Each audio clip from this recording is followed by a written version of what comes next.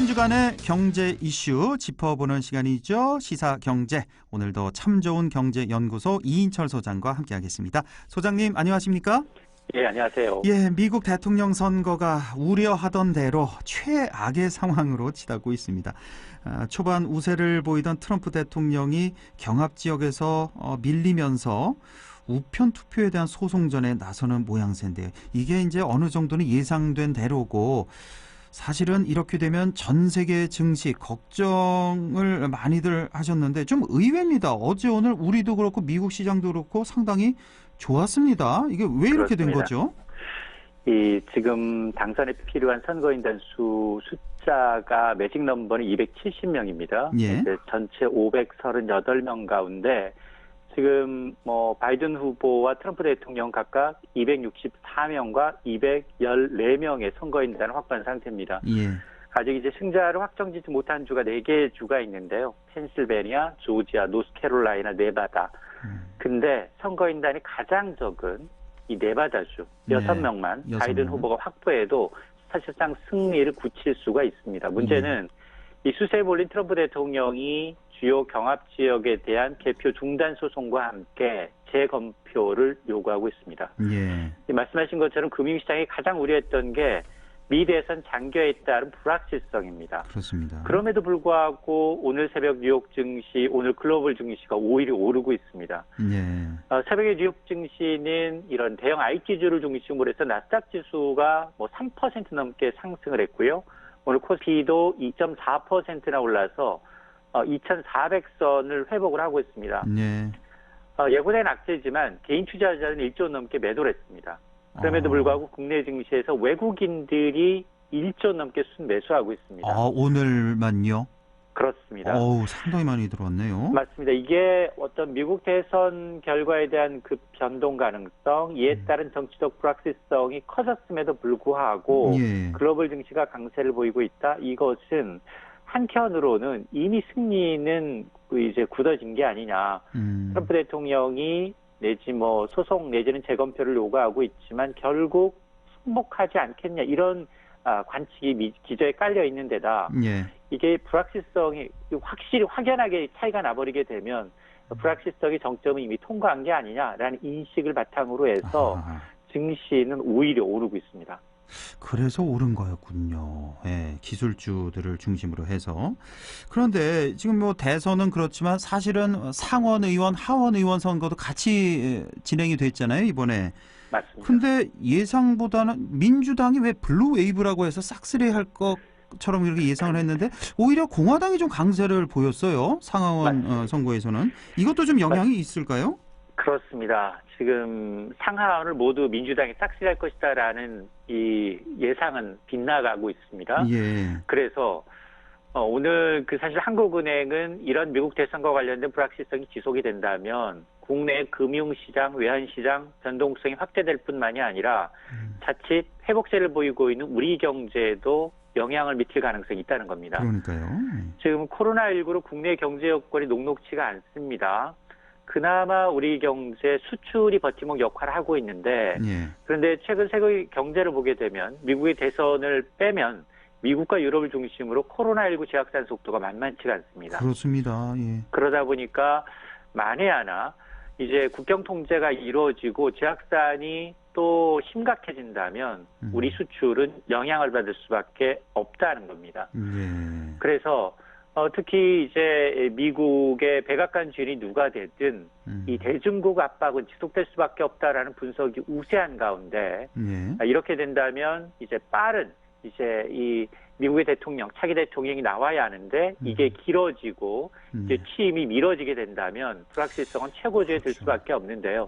그럼에도 불구하고 누가 되든 이제 현대경제연구원의 경우에는 특히나 이제 바이든 후보가 유력하게 당선이 권에 이제 가시권에 와 있는데 당선이 된다면 한국의 수출 증가율은 연평균 최대 2.2%포인트 정도 이제 좀 늘어나지 않겠느냐라는 건데요. 그렇다 하더라도 어쨌든 결과 불복으로 인한 이제 불확실성이 커진다면 가장 최악의 시나리오, 지금은 금융시장이 별다른 변형을 보이지 않고 있지만 금융시장의 변동성 그리고 외환시장의 변동성이 커진다면 혼란은 증폭될 수 있습니다. 정말 지금 이 상황에서 어떻게 감을 잡지는 못하겠습니다. 어떻게 될지.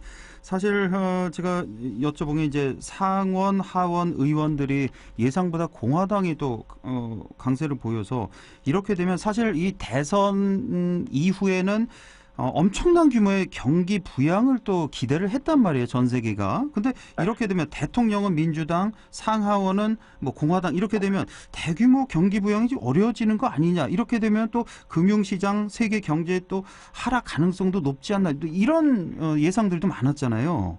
맞습니다. 예. 그러니까 지금 하원의 경우에는 뭐 이 민주당이 압도적으로 많겠지만 그러나 이 상원의 경우에는 역전시키지 못할 가능성이 높아졌습니다. 그러니까요. 이렇게 예. 되면 어떤 법안을 내놓든 경기 부양을 포함한 이제 미행정부의 법안이 하원을 거쳐 상원 그리고 대통령 서명으로 이루어지는 이 과정이 녹록지가 않다는 겁니다. 그럴까요? 예, 그래서 우리 경제계에서 기대하고 있는 대규모의 그 경기 부양이 조금 어려워지는 거 아니냐 이런 또 걱정도 많이 되고 있다는 이런 상황이고 말씀하신 대로 미 대선 불확실성이 이게 만약에라도 장기화된다면 우리 경제에는 사실 좋을 건 없다. 그래서 피해를 좀 최소화하는 불확실성 조기에 좀 해결되는 그런 상황을 좀 바랄 수밖에 없는 것 같습니다. 자, 이번에 부동산 얘기를 좀 해보죠.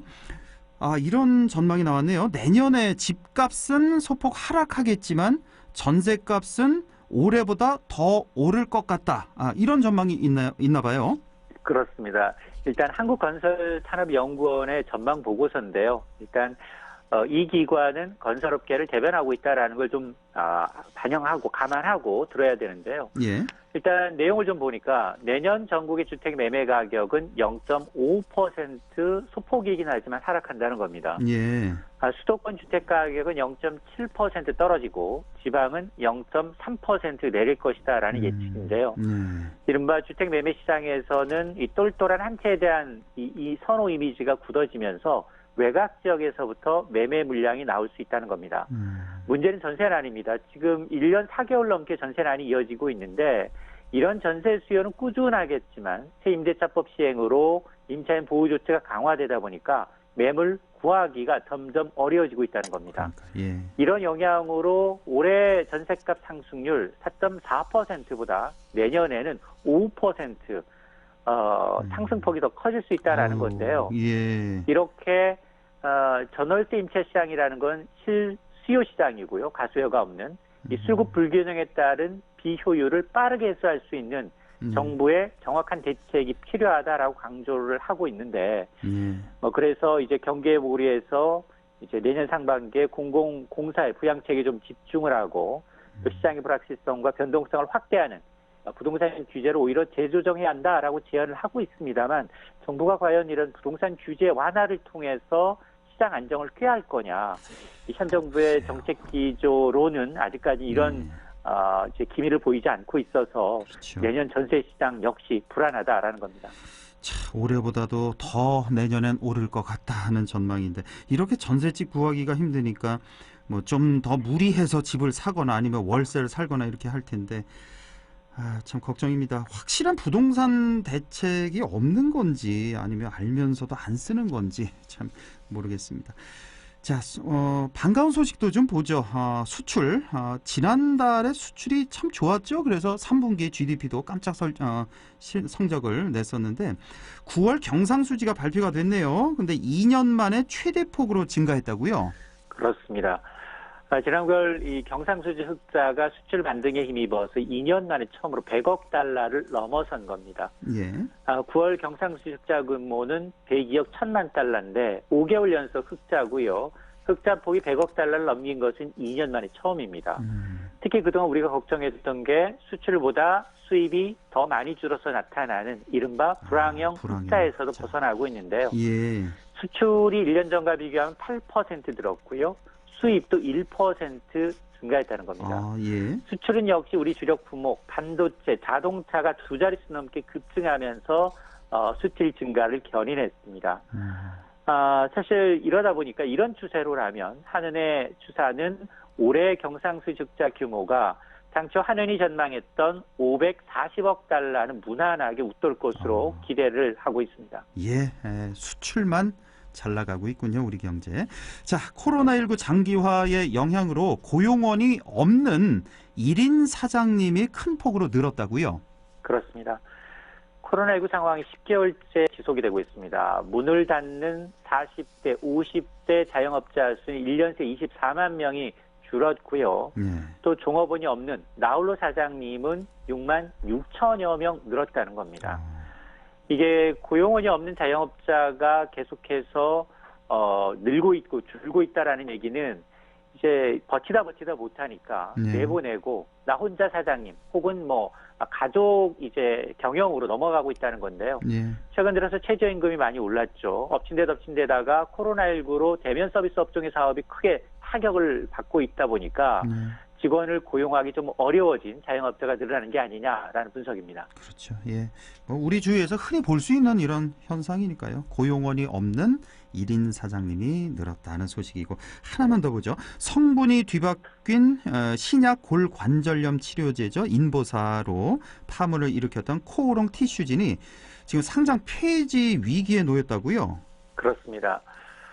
세계 최초로 유전자 무릎관절 치료제로 주목을 받았던 이 인보사 K주라는 이 사태를 1심에서 재판 진행 중에 있죠. 이 코롱 티슈진이 상장 폐지로 이제 한국거래소가 의결을 했는데, 사실 이 코롱 티슈진은 지난해 5월부터 매매 거래가 정지된 상태입니다.